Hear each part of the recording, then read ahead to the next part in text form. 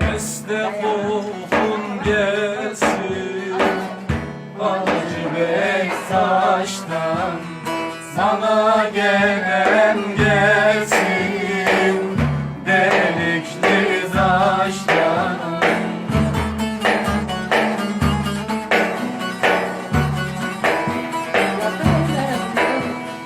Yalvarsam Allah'a gelmez mi başta her zaman yolum Gözlerin bana, gözlerin bana.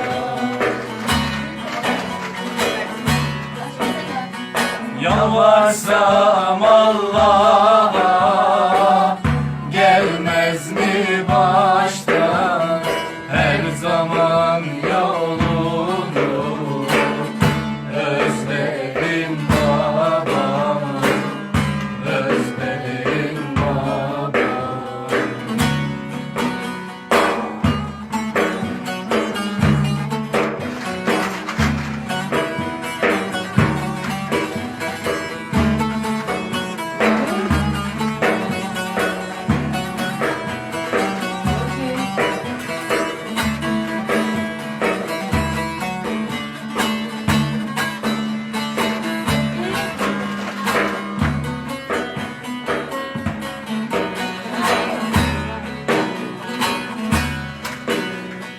Ummana dalıp da hayalim görse canımdan can katıp geri gezilse